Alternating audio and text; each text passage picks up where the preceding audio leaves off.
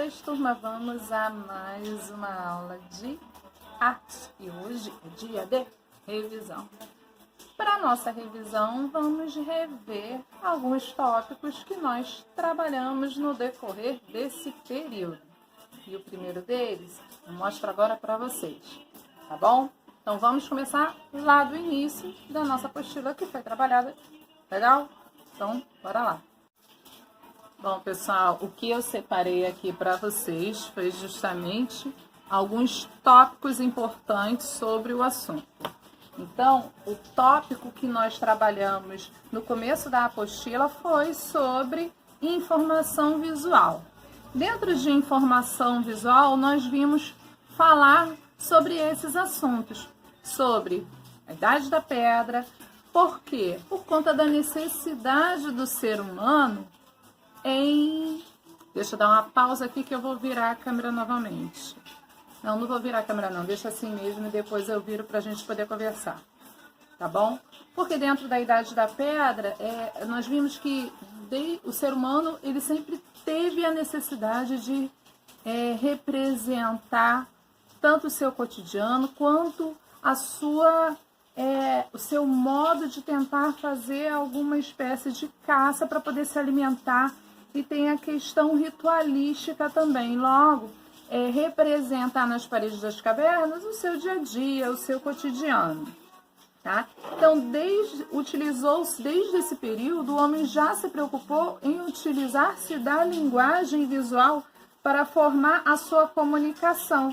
E nessa história ele criou o quê? Símbolos e códigos e trabalhou elementos que colaboraram para a identificação de suas mensagens. Então, nós sabemos a maneira como eles viveram, se relacionaram através dos registros deixados nas paredes das cavernas. E dentro dessa mesma temática, nós vimos também falar sobre os elementos fundamentais da linguagem visual, que nós vimos em relação ao ponto, que é o menor elemento da linguagem visual. Então, para qualquer criação artística, tudo se inicia a partir do ponto. E nós temos também um outro elemento fundamental da linguagem visual, que é a linha, que no caso o ponto, quando ele está em movimento, forma-se a linha. Isso ainda dentro da temática de informação visual. Vimos também, em relação à comunicação visual, a preocupação de artistas em representar o cotidiano e ter essa relação próxima com a linguagem visual através dos grafites urbanos. Tá? Então, fala um pouquinho também de grafite. E fora isso, vem falar também de publicidade. A importância da informação visual na publicidade. Marcas famosas foram faladas por nós. Contei a história da Nike, quando nós conversamos também, logo, assim, mais especificamente sobre esse conteúdo, porque hoje a gente está fazendo revisão. Então, falamos da história da Nike, que se trata de uma deusa grega, que foi a partir do sonho de um dos funcionários que contou esse sonho, e a ideia foi tão bem aceita que a marca, hoje em dia, super famosa e difundida no mundo inteirinho. Então, a importância de se ter uma boa marca, um bom conceito por trás dessa marca, para que essa marca seja um verdadeiro sucesso. É essa a conclusão que nós chegamos. E como atividade de criação, vocês tiveram que fazer a sua marca pessoal, ok? Vamos para o próximo assunto. Já dentro do assunto, o teatro do mundo, os subtemas que foram separados, a origem do teatro, a tríade, dramaturgo, jogos teatrais, teatro de boneco, pantomima e tipos de teatro. No caso, a origem do teatro se deu em celebrações de homenagem ao deus Dionísio, deus da festa e do vinho, na Grécia Antiga. Tá? Isso foi falado por nós. em relação à tríade, são os 3 elementos fundamentais para que uma peça possa ser realizada. Dentro da tríade, fundamental para que um teatro possa acontecer é personagem, né? Personagem é fundamental. O espaço para que essa peça aconteça e o público, que vai ser o espectador. O dramaturgo é o profissional que escreve ou faz a adaptação de um texto para que esse texto possa ser encenado. Então, o profissional dramaturgo é aquele profissional do teatro que escreve os textos, tá bom? Outra coisa importante é em relação aos jogos teatrais de Spolin, que foram desenvolvidos por Spolin, que é fundamental para quê? Pessoa que é muito tímida, nós falamos, é importantíssimo para o desenvolvimento de uma pessoa. E quando essa pessoa resolve fazer um curso de teatro, os jogos são fundamentais porque a pessoa ela precisa ir se abrindo aos poucos, falando aos poucos, tentar tirar um pouco da vergonha e se expor em palco, né? Ela pode falar. Dentro de teatro e o mundo, coloquei teatro e o mundo e teatro de bonecos, que no caso do princípio do teatro de bonecos, tá? O importante era poder fazer crítica a determinadas autoridades de uma maneira lúdica, de uma maneira suave, vamos dizer assim. Mas de uma maneira que pudesse conscientizar aquelas pessoas que estavam assistindo a peça, qual era o posicionamento daquela trupe que estava fazendo a encenação, né? Estava apresentando a peça, a história em si, de uma maneira sutil para chegar nessas pessoas, ter uma consciência sobre o que estava acontecendo no momento na sociedade em relação a algumas autoridades, tá? Então, o teatro de bonecos, no começo dele, foi fortemente utilizado com esse objetivo. Dentro de pantomima, temos a pantomima, no caso a teatral, e a cinematográfica. Nesse caso aqui, da teatral, foi falado até de Charlie Chaplin, que no cinema foi fortemente difundido mundo afora, tá bom?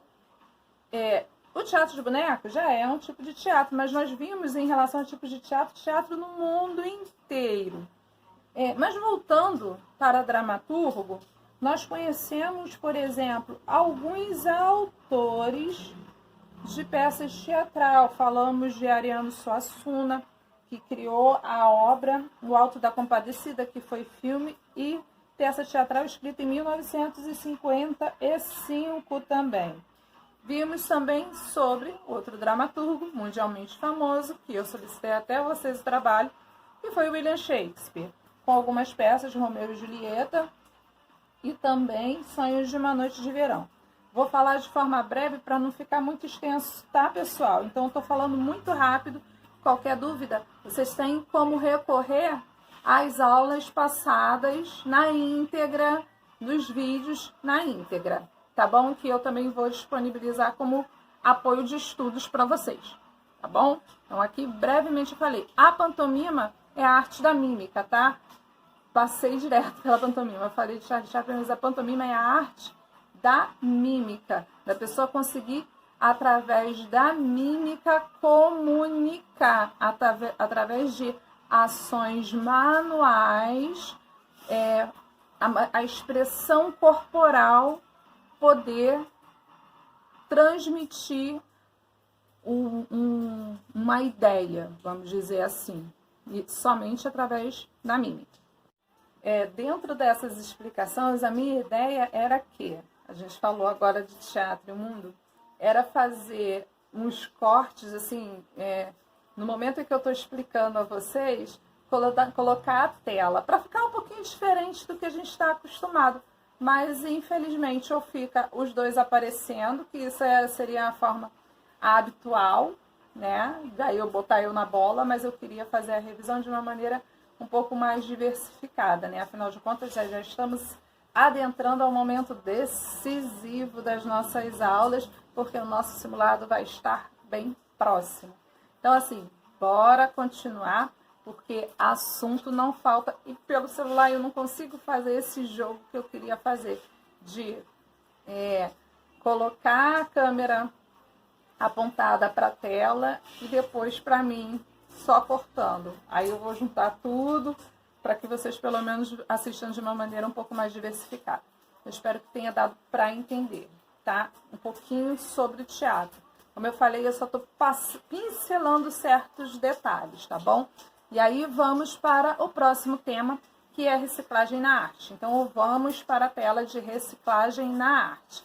E dentro de reciclagem na arte, a gente falou sobre os 3 R's, né? Reutilizar, reduzir, reaproveitar, sobre a arte ser utilizada de maneira criativa na questão do reaproveitamento, utilizando esses materiais reaproveitáveis para criar verdadeiras obras, né? Depois aí vai ter outro assunto, mas deixa eu passar a tela aí, porque senão eu já começo a explicar daqui, tá? Eu queria fazer o paralelo dos dois, mas enfim, vamos lá, a gente vai de acordo com as nossas possibilidades. Então, próximo.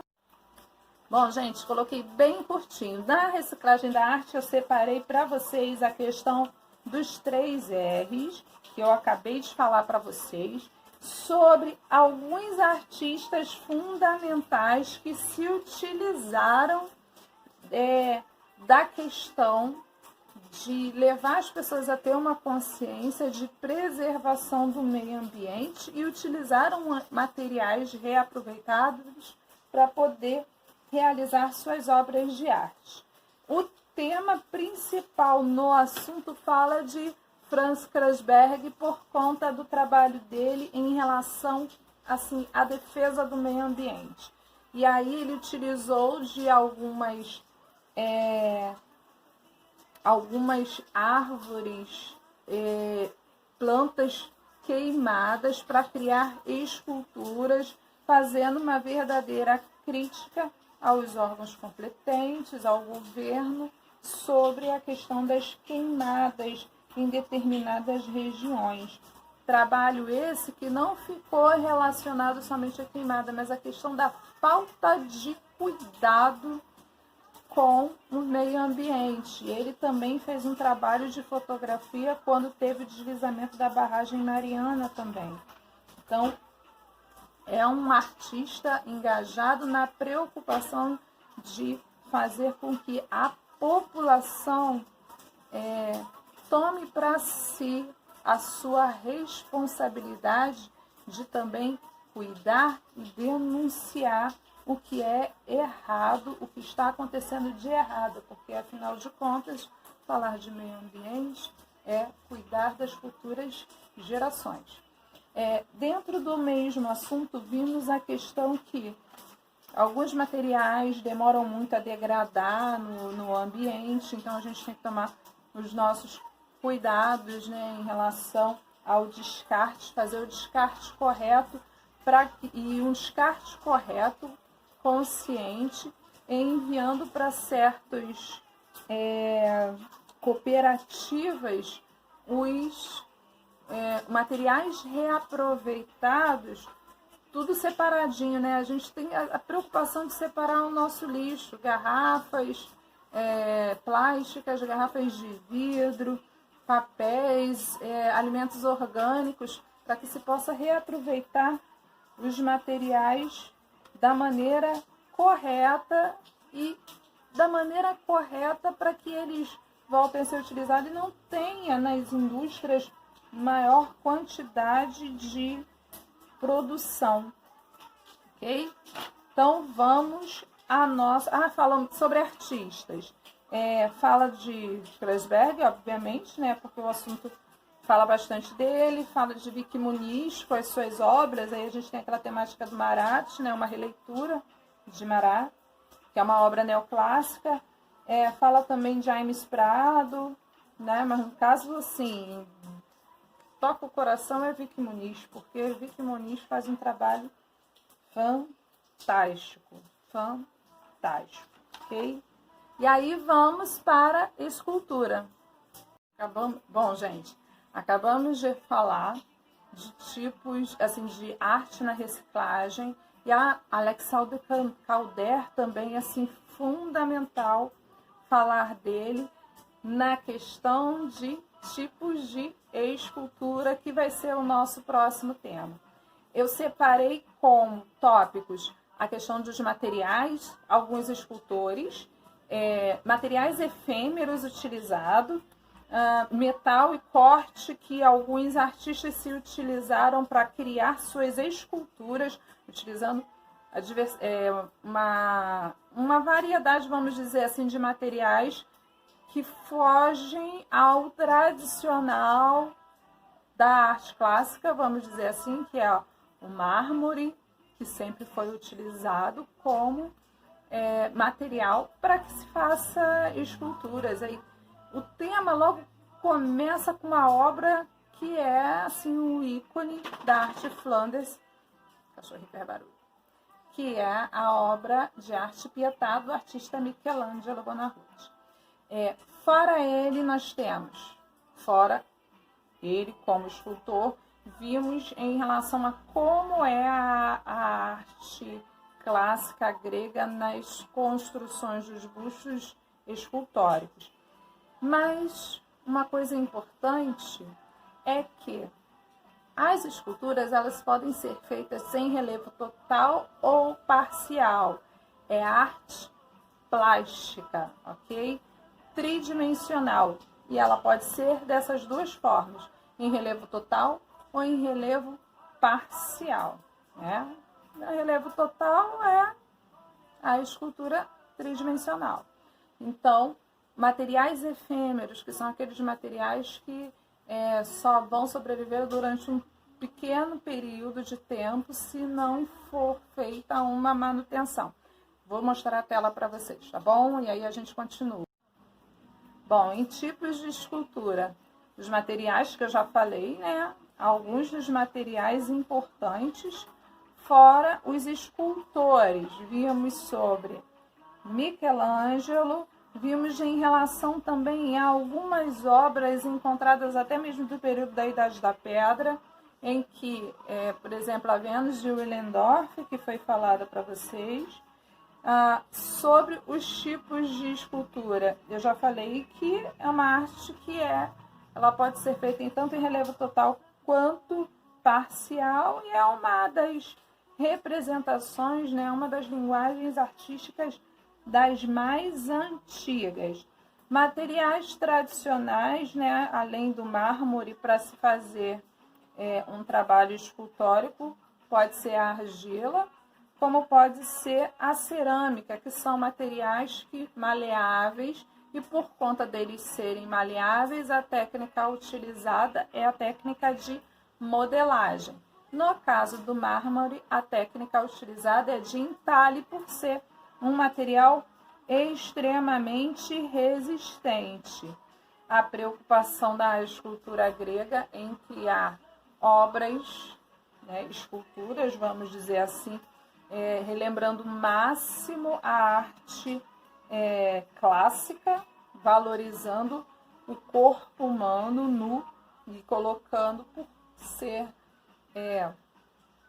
na Grécia, justamente onde surgiu as Olimpíadas, a questão do atleta com o corpo esculpido, definido, vamos dizer assim, e isso foi representado claramente na escultura. Afinal de contas, todas as sociedades, a história procura representar em suas obras a vivência, aquilo que eles tinham seu entorno. E também tem aquela questão, né, dos deuses da Grécia Antiga e tal.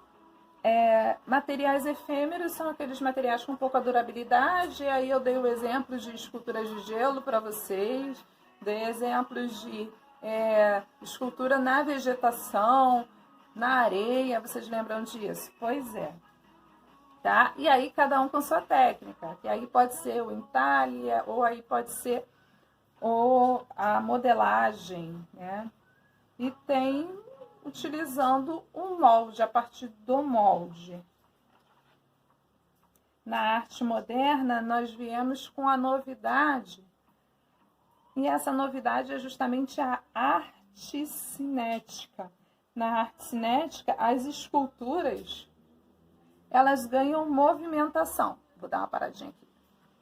Tempo já viram por bastante tempo já o quadro ali. E na arte cinética, o importante é que a escultura, que pode ser feita com metal, né, de dobre corte, por exemplo, que foi citado. Temos obras da artista Lygia Clark, que utilizou alguns trabalhos de Alexander Calder, também com os móveis, que é um viés de a linguagem da arte contemporânea, em que as instalações são feitas em espaços de museu, às vezes em espaços fora também, mas a ideia aí é a interação que acontece do espectador, que aí deixa de ser, vamos dizer assim, um ser passivo, em que ele pode adentrar nesse espaço, experimentar as sensações dessa obra, vamos dizer assim, colocada, fixada num determinado espaço com os seus penduricários, que muitos são dessa escultura com certa movimentação, como o exemplo que eu dei do Alexander Calder, que são os móveis com alguns objetos e elementos, e a sensação obtida em o espectador, que não é mais espectador, ele interage, adentrar nesse espaço, experimentar as sensações dele estar em meio a esse trabalho realizado. Outro detalhe também importante em relação à arte cinética, que nós temos o Sol Olímpico, que eu mostrei para vocês também. E nesse Sol Olímpico, a arte cinética se completa. Você vê a ideia da movimentação da escultura. Tá? Então, o interessante da arte cinética é que é uma escultura em movimento, é arte em movimento. Tá? Interessante que isso começou também com a ideia do op art. Não foi citado em relação ao tipo de cultura op art, mas a op art é quando a imagem, ou você aproximando o olhar ou afastando, você observa um movimento acontecer.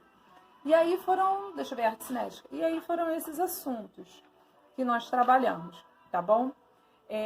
Como eu disse antes, aqui eu só quis dar uma pincelada, vocês busquem, caso tenha dúvida, busca o material todo na íntegra, tá? Que aí nós temos vídeos falando de cada um desses assuntos, tá bom, meu povo? Um grande abraço para vocês e arrasem, ok? Torço muito por vocês. Beijos e até a nossa próxima aula.